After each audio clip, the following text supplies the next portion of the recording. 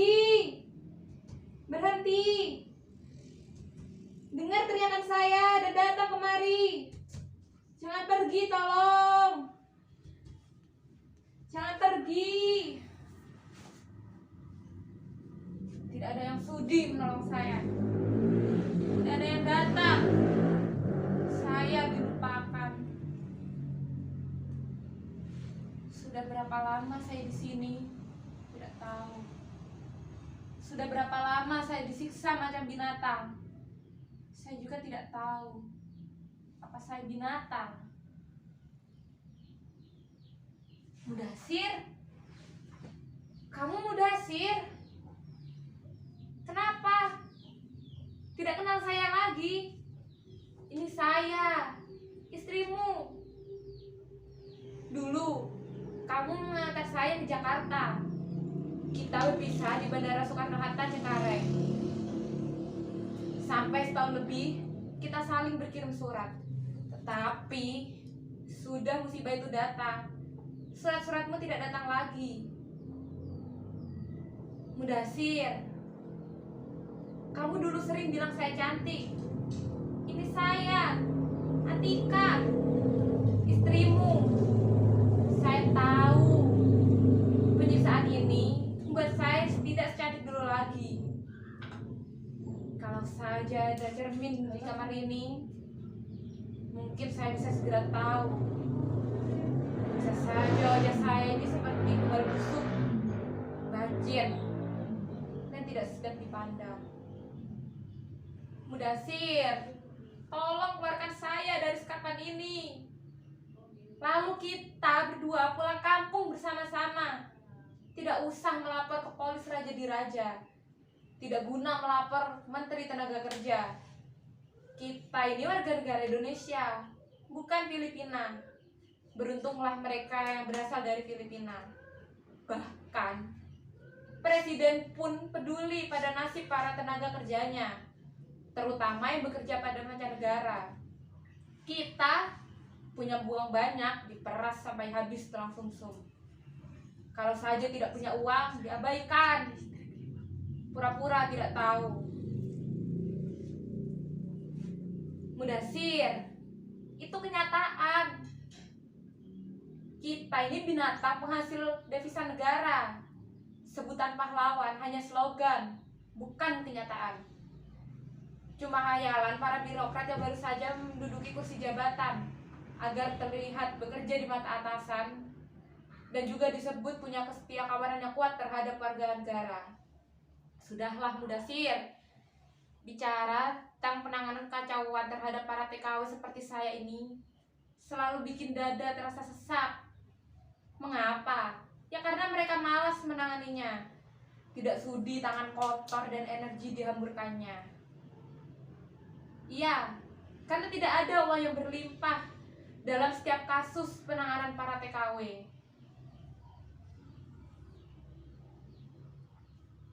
Lagi pula, perlu kemampuan diplomasi agar para pejabat kita dihargai oleh orang-orang asing. Kenyataannya, pejabat kita seringkali dijadikan bahan tertawaan oleh orang-orang asing karena dianggap malas dan bodoh, tapi sok pintar. Mudasir, kemarilah, mendekat. Di sini tidak ada apa-apa. Kalau siang, terang karena matahari, dan malamnya pun gelap pekat karena tidak ada lampu sama sekali. Saya tersiksa, Mudasir. Tersiksa. Mengapa tidak menolong? Sebelum dijebloskan ke dalam kamar ini, saya dipukuli. Pipi, dahi, kepala, punggung, dada, perut, paha, menjadi bulan-bulanan mereka. Mereka mukul saya menggunakan tangan, kepalan, kaki, tokat besi, dan juga setrikaan. Saya tidak berdaya. Saya seperti bola yang disepak sana kemari tanpa bisa membela diri. Saya berteriak, menangis, bertanya apa salah saya. Kamu indon, bangsat, bajingan, pencuri, maling, tidak tahu diri. Hanya teriakan itu yang saya dengar. Demi Tuhan, saya di sini bekerja. Saya tidak pernah mencuri. Saya bukan maling. Sudah berapa lama saya di sini? Lihatlah, luka-luka di sekujur tubuh saya sudah mulai mengering. Bagaimana saya bisa bertahan?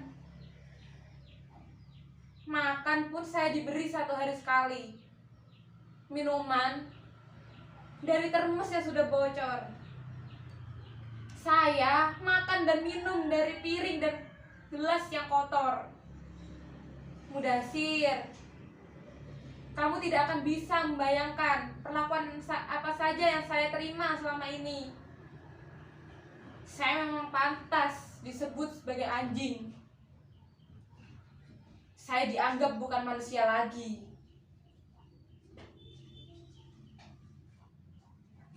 Mana mungkin mereka membela saya yang anjing. Saya yang datang hanya untuk merampok uang mereka.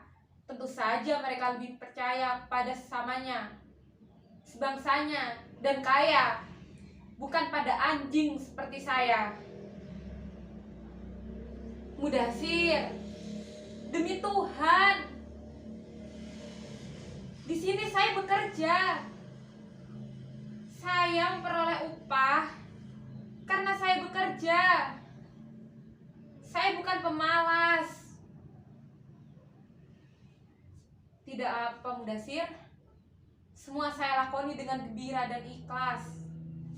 Sebagai pelayan, saya tidak berani menuntut macam-macam. Yang harus saya lakukan adalah bekerja dengan rajin.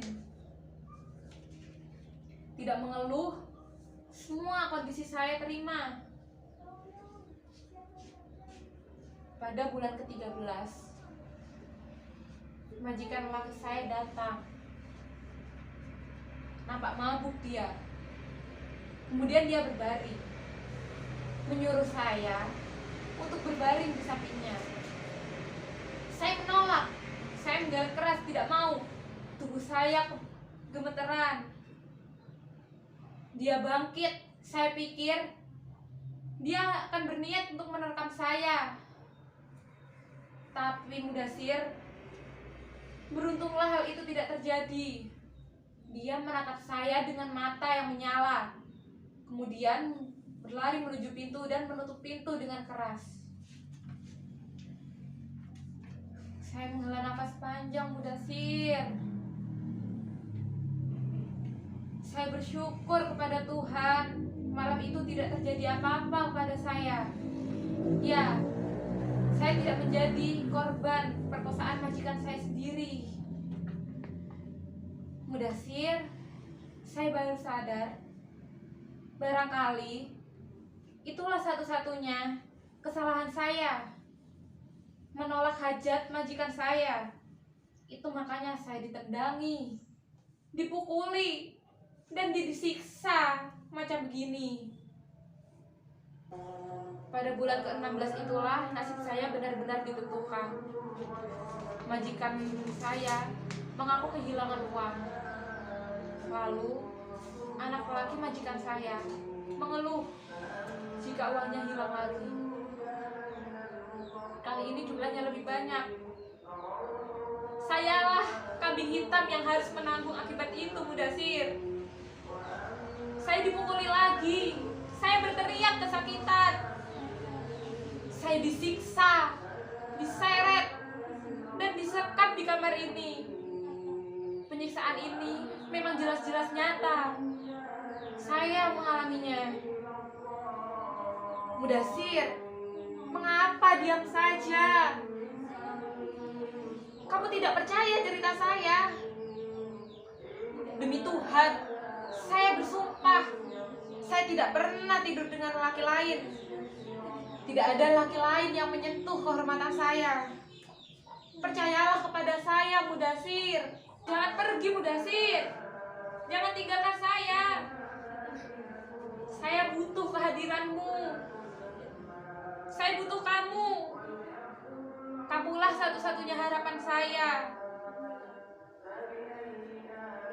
Mudasir, bagaimana keadaan mak dan bapak? Saya pernah kirim uang. Bapak bisa berobat ke dokter dengan uang itu. Lalu bagaimana dengan asma mak? Saya pernah kirim alat hisap. Ingat, pakai itu, jangan ragu. Saya yakin pasti asmanya akan sembuh. Mudasir, kamu dengar? Ada langkah orang menuju ke sini. Tunggu sebentar. Tolong! Tolong! Siapa saja di situ? Saya butuh pertolongan. Tolong! Ada manusia di sini. Saya, perempuan. Tolong saya. Berhenti. Jangan pergi. Tolong saya. Jangan pergi. Tidak ada yang sudi menolong saya. Tidak ada yang datang. Saya yang dilupakan. Mudasir, di mana kamu, Mudasir? Kamu juga pergi. Semua pergi. Saya ditinggal sendiri. Mana mungkin saya bisa bertahan. Saya rela mati kalau memang saya harus mati. Tapi saya wajib menceritakan dulu semua peristiwa yang saya alami ini. Entah kepada siapa. Saya dianiaya tanpa sebab, tanpa penjelasan. Adilkah itu? Tapi terus terang, saya lelah minta tolong. Sudah beratus kali saya minta tolong, tapi tidak ada yang datang untuk menolong saya. Apa yang saya alami ini bukan pembunuhan, bukanlah pembunuhan tubuh, tapi pembunuhan mental, pembunuhan politik. Kita berkali-kali dianggap sebagai binatang yang tak punya wibawa. Mengapa? Agar rasa percaya diri hilang. Kita berkali-kali dilecehkan tanpa sanggup untuk membela diri. Kita sering diabaikan, jadi bahan tertawaan. Tolong! Tolonglah kami semua. Kita di pinggir jurang.